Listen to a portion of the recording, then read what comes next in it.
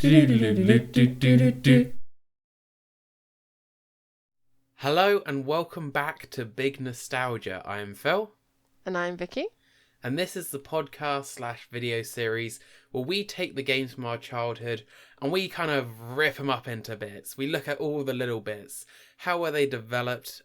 What were they designed like? Who were the people involved in putting them together? Soundtrack, design, characters, quirks. We look at all of it and then we finish with its legacy. Do we still remember it fondly today? Has it gone on to inspire other games? Do elements introduced still get referenced in games to this day? Or has it been forgotten? Is it a relic? Is it lost to time? These are the kind of questions that we will be answering today. Because for today, we are looking at not the first Mario Party, or we did an episode on the second Mario Party. We did it in Season 1.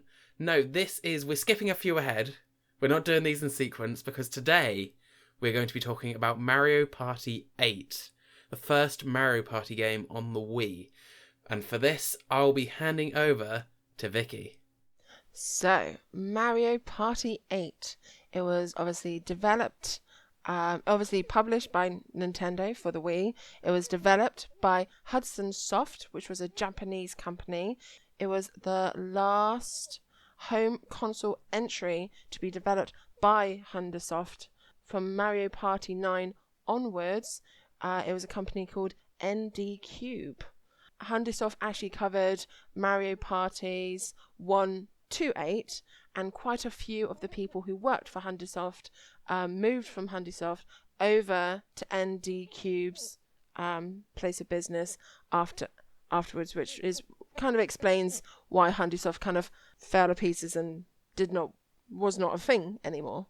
Yeah, Hudson Soft. I remember their logo was like a bee, because I remember that from Mario Party 2. But yeah, their basic thing was they just developed Mario Party games, I think, for a number of years. I looked up their game history, and to be fair, a high percentage of it was Mario Party games. They didn't really branch off into many other things, whereas the ND Cube, of course, is still going strong. It's consisted of Wii Play, obviously for the Wii, and the Animal Crossing games. At least the latest ones. ND Cube? ND Cube. Interesting. So they are trying to branch off into different areas of the Nintendo franchise and are doing a pretty good job with it. Well, I personally think this was a good move on their point as developers, because basically they took their favourite people from the Hudson Soft company and kind of just whittled down a bit, starting off as a fresh new company. A bit like how obviously Studio Ghibli did it because their founder member died, but they didn't want to continue it without him. But quite a few of the Studio Ghibli team then went on to do other projects together. So yeah, and it shows that sometimes it is who you know. You like who you work with. Yeah, and it's following the key individuals, because it was HAL Labs, which is where both Sakurai and Iwata got their start, and HAL Labs obviously responsible for the Kirby games. So there was a lot of people that you can kind of follow you can follow the people and usually see their successes. Obviously it takes a team to make a game, but it's the same way that you'd follow a director even if they make a movie under a different studio.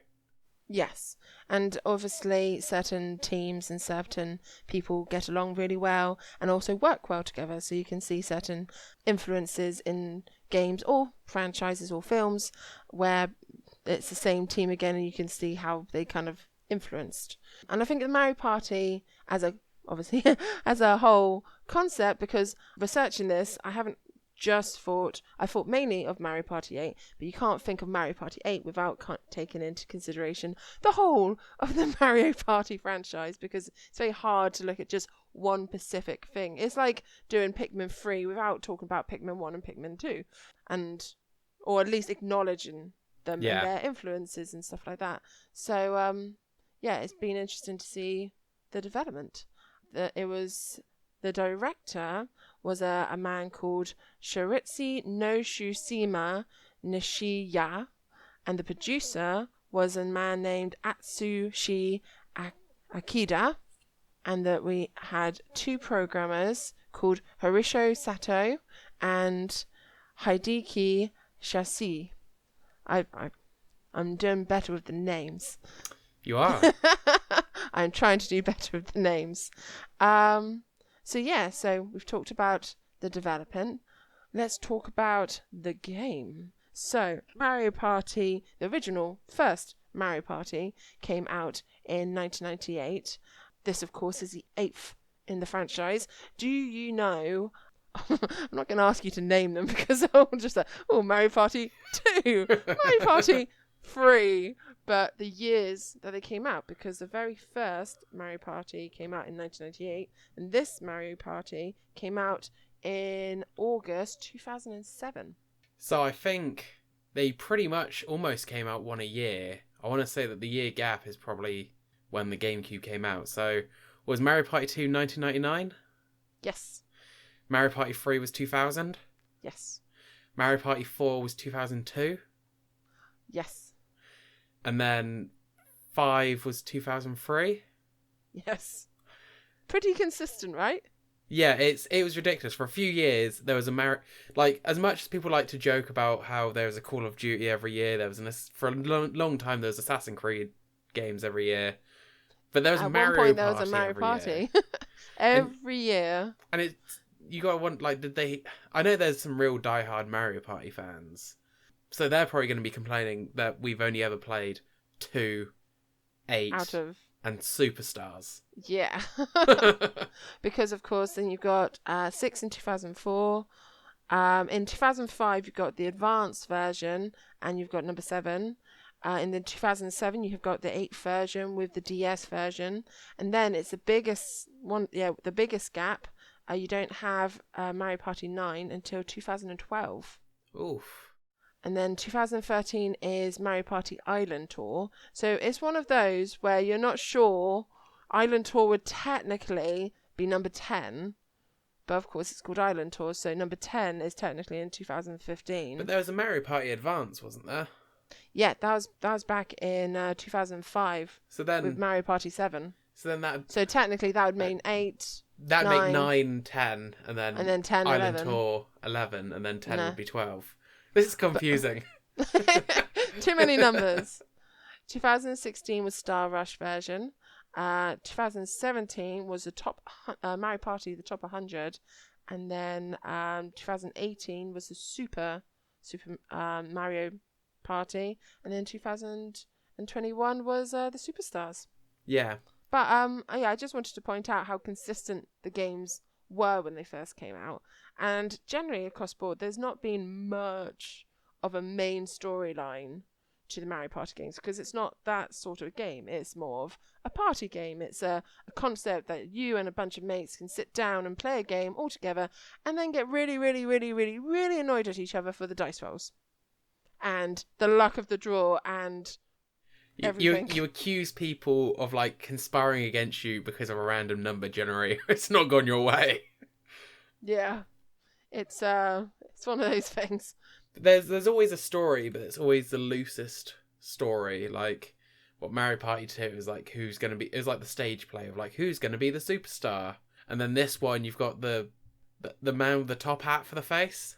Well, Mario Party 8 is hosted by 2 new original characters. You've got MC Ballyhoo. I was going to call him Mr. Magoo, but I was like, that's not right. And his talking top hat, Big Top. Gotta love a talking top hat. A concept that they, talking hat, they kept that concept going. During the standard game, 4 different characters compete on one of 6 theme boards. Now, shall we play the game? Name those boards. You had a DK Jungle one. DK Treetop Temple. Yeah. It was Goomba Boardwalk or something like that. Goomba's Booty Boardwalk. Koopa's Tycoon Town or something. Yep, exactly right. Bear in mind, I had to look some of these up recently, so that's the only reason I'm probably getting them. Those are the 3 I remember the most. I know there's probably a Bowser one in there somewhere. Bowser's Warped Orbit. And then there's I don't know, they seem to be based after the enemy, so like a boo. A King Boo Haunted Hideaway. And then the Shy Guy Perplex Express. The train. Yes. I remember the train, yeah. You remember the train? Because it used to like reorder itself. Which is a pretty cool concept. So, each of the levels had different elements to them. So, of course, we were just talking about the Shy Guys Perplex Express. The train was as mysterious cliche as ever. The Shy Guy is running the train at top speed. Players will start at the rear of the train and race to the engine, where Shy Guy awaits to sell stars for 20 coins each. When someone reaches the engine, whether or not they can afford the star, they will climb up onto the roof of the train and circle back to the start. And the board is deceptively small throughout. Though the cards are large physically, each contains only a few spaces to travel. The board is artificially extended, the most creative happening spaces of all 6 boards. A few will actually change the order of the cars, which will put some players closer to the star and others further away. Other happening spaces will kick players all the way back to the start. Now, I always thought this was a really interesting concept. Yeah, I think one thing that, I don't know, maybe we'll touch on it a bit later, but since we're talking about the levels, the one thing, I think the train concept is really cool, but the one thing that does stand out to this more than, say, like a classic Mario Party is that 2 of the levels are a straight line. Yes. You got the train, where it's a straight line to the front, then a straight line to the back, and the Booty Boardwalk, which is a straight line to the end. To be fair, the other one, the Cooper's Tycoon Town, that wasn't a straight line though, was it? That was more of a map. I don't remember lots of branching paths, because like that one was built around the idea that you had to invest in hotels or something like Monopoly. Yes. Yeah. Which was an interesting concept as well. Yeah. I'm not going to go into every single board because, of course, there's 6 of them. But I'm just emphasising the fact that each one was quite individual in the way you played it, which is quite nice compared to, of course, Mario Party 2, which we did a very old episode on. All of those were your more traditional sort of board game sort of maps. They're I know it's 8 down the line, but they're trying to be a bit more out of the box with it, which I appreciated, trying to make it a bit more interesting to play. Yeah. So the players can also select from 5 different areas to play on from the Play Choices screen by selecting the Select File screen at the beginning. Here the player is given choices of 5 different areas to play on: the Party Tent, the Star Battle Arena, Minigame Tent, Extra Zones, and the Fun Bazaar. So all these different areas were accessible. So again, they're adding a bit more than just like a party game compared to, I know we're comparing 2 to 8, but compared to the first one, it was very much bog standard. You had the boards and you had the mini games, and that was kind of it. So they are adding a lot more to the game. More bells and whistles and different modes and stuff. I'm not saying it's better. I'm just saying that they're adding them more. We'll talk about whether it's better later in the video. Yeah. The party tent allowed for characters to compete on boards in 3 kind of battles. You either had the Battle Royale, 4-player competition, 1 to 4 players. The Tag Battle, obviously 2 on 2. Or Duel Battle, 1 on 1. In the Star Battle Arena, 1 player faced off against 1 opponent on each board, in which when he or she gets to the last board, Bowser will take the star from the player and he or she will have to face against Hammer, Bro or Blooper, which once defeated are included as playable characters in the Bowser's Warped Orbit. Then once he or she defeated the character, Bowser would give back the Star Rod and the player will face the final mini-game called Superstar Showdown. When he or she wins the battle, the player wins in the game. So, researching this. So there was actually single player content, but I don't think we ever really played Mario Party for the single player. Who plays Mario Party for the single player? I'm not sure. It's the same person who's buying it every year. I know. It's nice. And, as we've already said, it's added more content. It's all good. But researching this, you read that in one full sweep, and it just sounds rather complicated as well. For a single player, you defeat your opponent to then defeat Bowser, to then do another defeat against Koopa Bros, to do another defeat, to then do a final mini game, and then you're the winner. And it's just, I don't know, bells and whistles and everything else. I think it was actually Mario Party 3 that introduced story modes. So obviously we never. I only played Mario Party 3 as an adult at university with housemates to kind of mix up because we were playing Mario Party 2 a lot. And that's got a story mode in it, which I've never played. So it does seem to be over the years they're adding more and more bits and pieces to the experience. But it almost feels like each one's kind of more iterating on the last one rather than maybe revolutionising at all. Yeah. And it's sometimes, some of it does feel like content for content's sake. Like in the Fun Bazaar, it's a place where you can buy with carnival cards and you can listen to music and character voices. That sort of stuff, I don't know, it just kind of fills the world, but I'm not sure if it's for the... Personally, I don't really think it adds anything to the gameplay. I think it's just, I don't know, it's like a nice side thing, I guess, because like Superstar's got that. Like it's got a shop where you can like buy like encyclopedia pages if you want and stuff like that. Like that has like bios on each character, and it's just like, I guess it's just like just a light. It's not to be taken too seriously. It's like a nice little fun side thing. You can. I suppose if it's in like a Super Smash Brothers Brawl, I never really notice it because you're doing a lot more. It feels like a lot more action, and then you've got a trophy. Yeah. And I always, as I've said before, like I always loved the Subspace Embassy. So if you found one on your trip, it was just kind of, it was good. It was like an added extra. Yeah, like the Smash games have always had side modes and like little shops where you can like buy trophies or spirits or stickers or whatever, but I've just never bothered with them really. I suppose maybe we're just like, we just like the base game. We just get to the point. We just get to that core gameplay loop, and we just like not as base concerned game. with the bells and whistles. Whereas other people, I guess, maybe if they are in the situation, maybe it is for younger audiences as well. They're not always going to be able to play with their friends, so it just gives a bit more stuff for them to be doing. Which is fair enough. Which is fine. I mean, one of the other tents, the minigame tent, players can play several non-board challenges from the minigames, which is, they had that in, as I said, Mario Party 2. Yeah. So that's kind of like a core characteristic from quite early on in the Mario Party franchise, was the minigames. Plus, there was extra minigames that do not appear on the board play, that you can play with your Miis. So there was a little bit of added content if you did, and sometimes I remember playing with friends where you just do the mini games because that's just fun in itself. Yeah. So towards the end of the game, during the last 5 turns, gameplay is altered slightly. This can include events such as candy or coins being awarded to the player in last place, as well as additional coins being placed on each space. After the game has ended, 3 bonus stars, which can be enabled or disabled as game options, may be awarded to players for various feats during play. Finally, the player with the most stars is declared the winner, with the number of coins possessed used as a tiebreaker.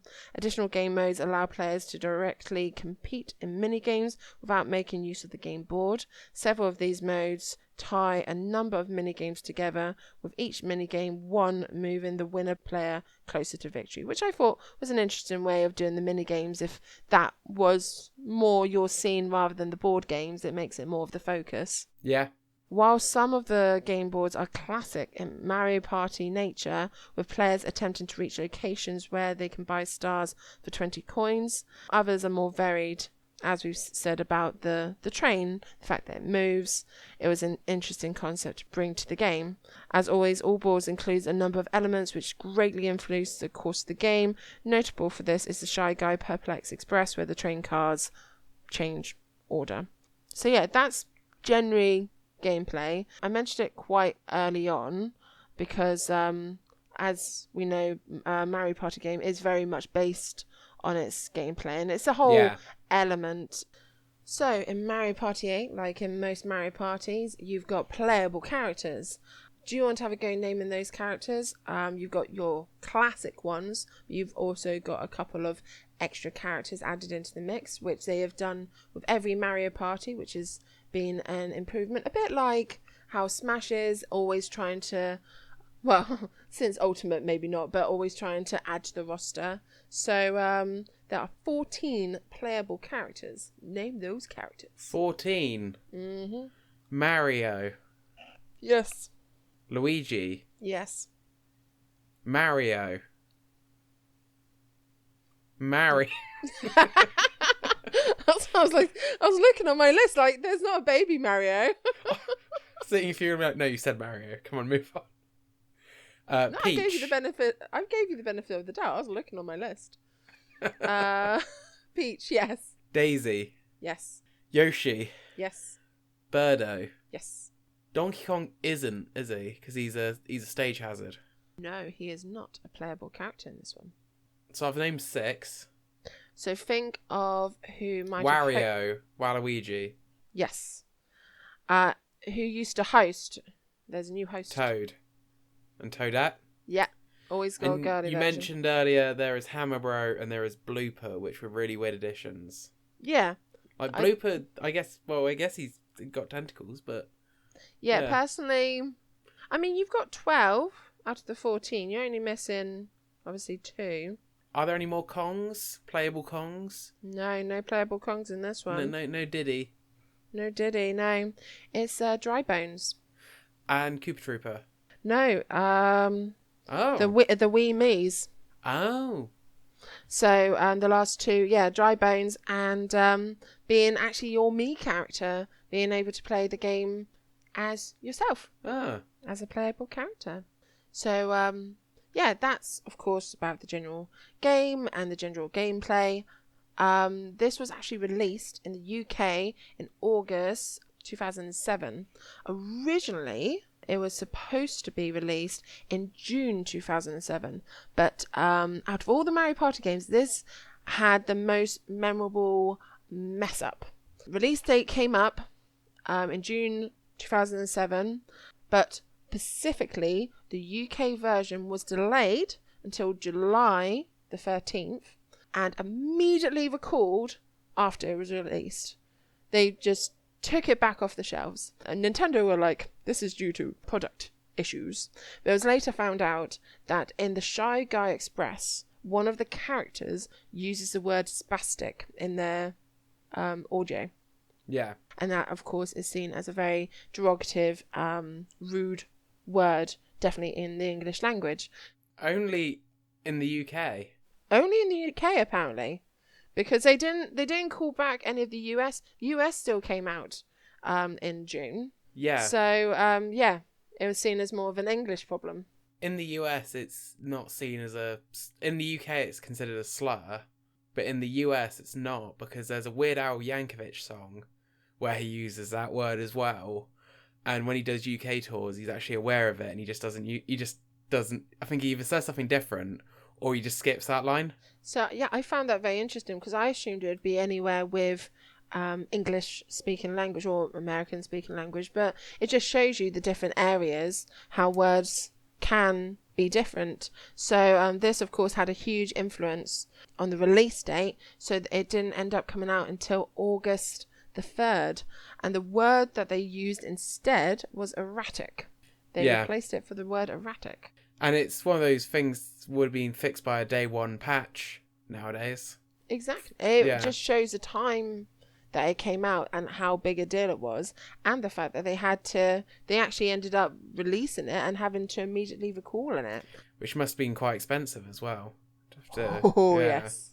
Ubisoft, at the same time, also had the same problem with a game called Mind Quiz on the PSP, was pulled for the same reason. So obviously whoever was in charge of localization did not do a very good job. Yeah, and it's not... Like, even though it's not strictly a slur in other languages, it's not particularly a nice word, so... No. So it's a bit surprising that so many games around the same time were like, you know what word we need to include? And then they were just like, oh, wait. Well, a spokesperson from Nintendo said, obviously at the time, the offending word has been replaced at code level and the software reproduced. We are confident that we have taken the correct, appropriate levels and action necessary in all new versions of the game. There are no issues. However, we cannot 100% guarantee that every copy of the initial batch was returned to us, and as such, there may be still a small number of copies of the game in circulation. Yeah, all of America. Yeah. Also, I like when they say it's been scrubbed at like a code level, as if like it was used all through the code as well, and they're just like sweating like, uh-oh. Nintendo also confirmed at the time that there would be no change on pricing and stock levels would remain unaffected for the relaunch, which I just found really fun. I just wanted to, because I found that really funny that they were just so like paranoid about it, just like, oh, we have not made a problem. No, we're fine.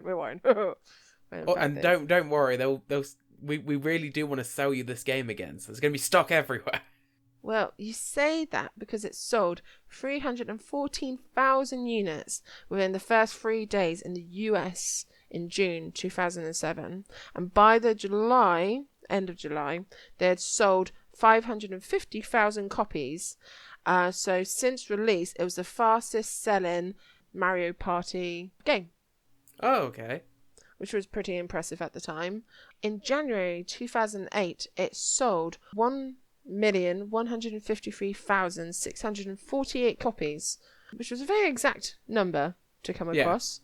It made it the third best-selling Wii game after Wii Sports and Wii Play. Overall, it sold 7.6 million worldwide and was the 10th best-selling Wii game of all time. 10th? That's still quite high. It is for a Mario Party game. Yeah. I was quite impressed. I didn't realise it was that high up in the Wii ratings. I thought there'd be quite a few that would knocked it down, at least to in its 20s. But yeah, 10th best-selling Wii game ever. I thought the whole reason there was a big gap after 8 was because 8 didn't perform very well. And they were like, maybe we can't just release this game every single year. Well, it wasn't... It obviously was well received because people bought it, but there was a lot of mixed reviews. There was a lot of critiques. It was thought to be a good party game and of course well executed, but some people said that it had bad graphics. They could have been a lot more creative with what they had, and the 4:3 aspect ratio and added sidebars were just a bit lazy. They were taken quite critically. So for a game like that to be 10th overall best-selling Wii game, I don't know. It doesn't feel like it's adding up, but yeah, and also it's playing with my memory because I've always thought the game was widescreen, like every Wii game. I didn't remember sidebars, but then it's been years and years since I played it, so no, that is lazy. It is very lazy. Now we're coming across some of the quirks. Now I have a couple of quirks on Mario Party 8, and I've got a couple of quirks that I found generally on the Mario Party series, which I am including because they're actually quite funny. They're quirky. They're quirky, so I feel the element of the quirk, I was like, yes, that is very quirky, so you will be included, even though this is not specifically your game, but it's Mario Party, so leave me alone. So, Mario Party 8 had some unused mini-games that appeared in its code. There was a hammer game. Oh, these names were never translated over to English, so they've just had to call them from what they've been able to find. So there was a hammer game, which involves you chasing around trying to hit each other with hammers. Self-explanatory. Mario Party 2 did that, didn't it? Yeah, but this was done in it was a different design of game, and like the environment was slightly different. But I think that's why it wasn't included. There was a roll ribbon game where basically you had a very long stretch of ribbon and you had to roll it the fastest. Okay. Interesting stuff. And then there was a ride ball game, which was basically your character was on the back of a rodeo ball, and you just had to hold on the longest. And there was a lot of critique about these games because the two of them, the roll ribbon game and the ride ball game, appear in Wii Party U. Okay. And Wii Party U had the same director as Mario Party 8. So it was felt that they were held back so they can then be later used in a different game. Interesting. Right, so that was my only I say couple. That was my main quirk when it came to Mario Party 8. My main quirk, my only quirk. My main quirk, my only quirk. Mario Party still holds the record of the longest running minigame series. But there's not many minigame series to compete, so and the other ones all Nintendo, aren't they? Like, it's like WarioWare. Yeah, it feels kind of like default. Yeah. They've got this, but technically they have it. Also, the Mario Party franchise was made into an arcade game back when Mario Party first became a thing. 16 players could be added in the arcade version at one point. I mean, it was pretty cool. I mean, it feels like early versions of when you have hundreds of thousands of playables on some of these online versions now. That's true, yeah. I mean, it would be good to see Mario Party go above 4 players at one point, because I think that would just add to like the chaos. Oh, yes. Apparently it was quite entertaining. And you should look up a picture of the arcade design of these arcades, because of course you have to be 16 consoles long in an arcade. Yeah. So it took up quite a lot of space for one game. They also made a cardboard game video game for the Mario Party. So the idea was you had a board and you had the physical cards, but then by doing stuff on the board, it would influence mini games that then later showed up on the screen. Okay, that's weird. Yeah, and it wasn't like a main Nintendo franchise because it wasn't in our initial Mario Party list, but it was like an added merchandising sort of element. The mini games were very simple sort of mini games. It wasn't very well received, but it was an idea of trying to get, and then you could collect the cards of all the characters as well. Yeah. Back when Mario Party first came out, it was received reasonably well. One of the main companies who did not like it was Game Informer, who gave the first original Mario Party a 2.5 out of 10, and then gave the second one a 5.25 out of 10, so I just love this. So the Nintendo American chairman and the founder sent the Game Informer a certificate, a really, really sarcastic certificate saying, we really appreciate your viewpoints and we really love the fact that you felt the need to kind of like tell us and it's all in an official certificate which they sent Game Informer to thank them for their review on their games. That's such a petty move. I know, it's just such a meow moment that I just love it, that the fact that they even did it. They were just like, thanks. We'll be sure to take that on board. Okay. Yeah, it was such one of those moments. And in Mario Party Island Tour, there is a Bowser Tower mode. Once you defeat the tower and Bowser gets defeated, he falls off the screen and he says something along the lines of, "Do not celebrate too early. That wasn't even my final form." What show are they referencing? Well, like Dragon Ball. Yeah! Yeah. They did a little nod to Frieza, which of course officially doesn't ever say that line, but with all his different forms in the battle against Goku, which I thought was a nice little touch as well, that they were doing a little nod to the Dragon Ball series.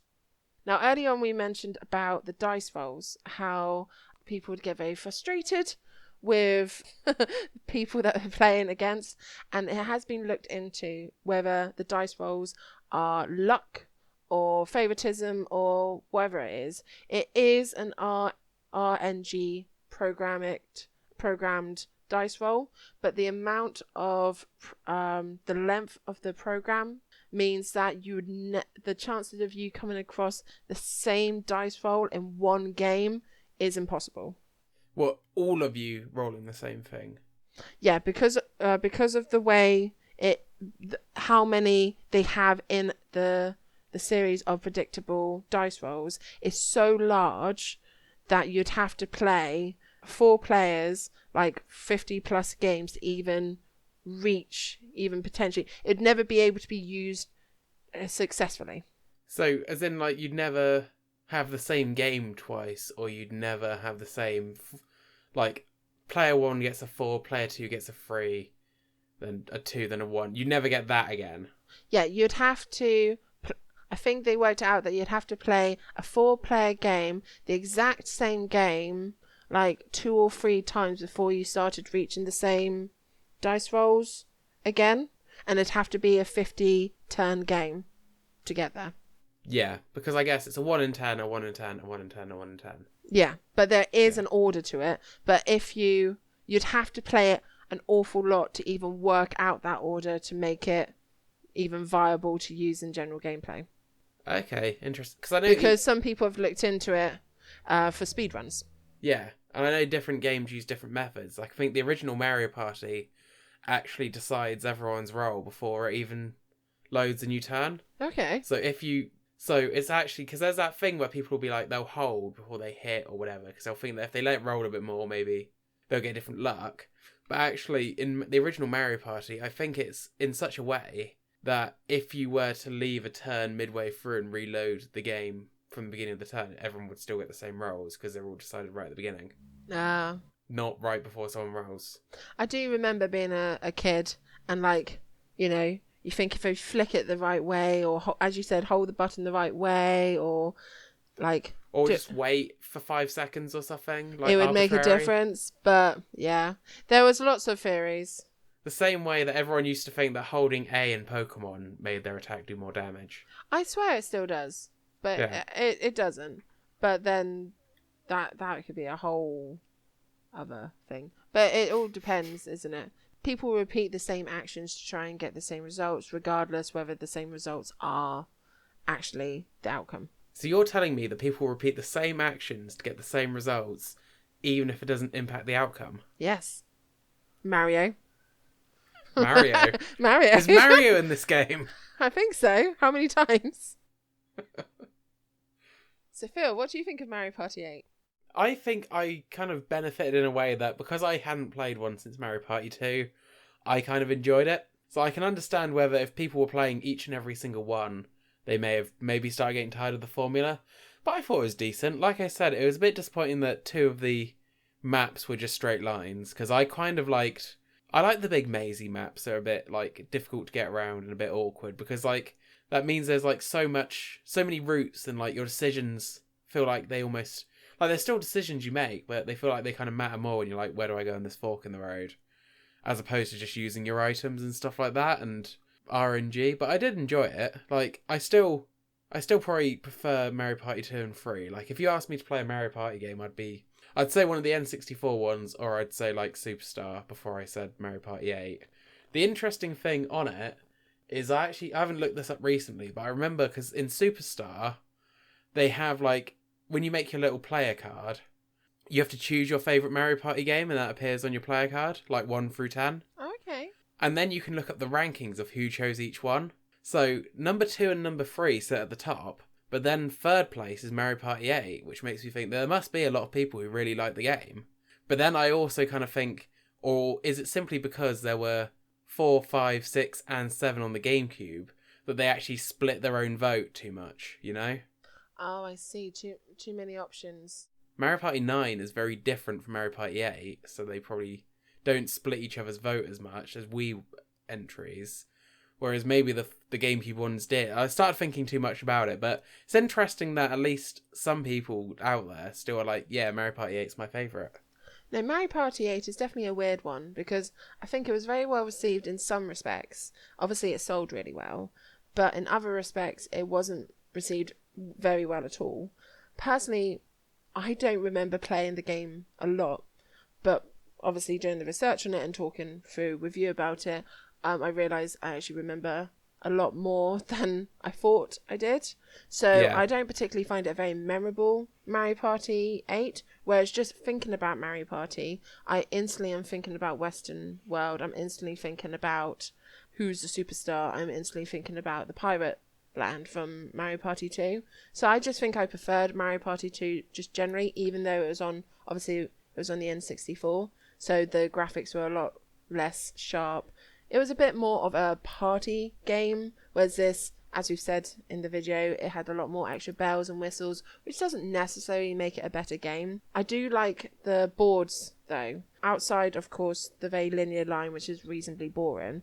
I like the express one because it does make it very interesting. You can basically be at the start and then get pushed all the way to the back because it's a train and it's interchangeable, which brought a nice new element if you're not thinking on the traditional sort of branch in the road. It was a nice way of making it a bit random again.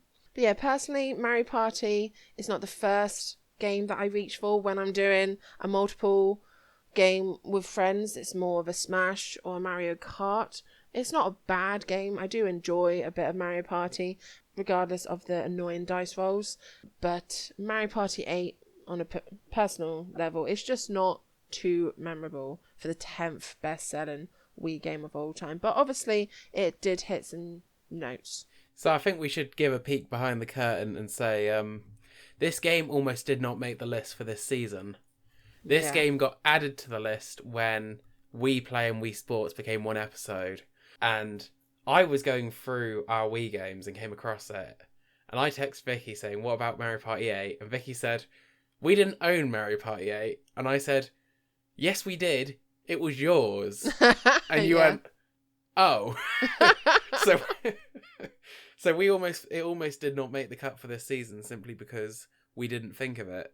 But the thing is, when I was thinking of it, I was like, oh, actually, no, there's some good stuff in here. But clearly, it just didn't make the same impact. Maybe it's just because we played so much of Mario Party 2 that this one was always going to have a struggle, like an uphill battle, just to be remembered. I think the issues they had with the release and stuff like that, of course, didn't really affect us, because if you were a diehard Mario Party game, it would have. But we obviously only playing 2 and 8 mainly, it really wasn't a big deal. And the fact that I even forgot we owned it, it'd be a game I'd be interested in replaying just to see how I'd take it now, see all the things I might have forgotten. Yeah. So please let us know what your feelings are on Mario Party 8. You might be a die-hard fan and might be screaming at us right now thinking, why? How could you forget? How could you forget? Why wouldn't you love it?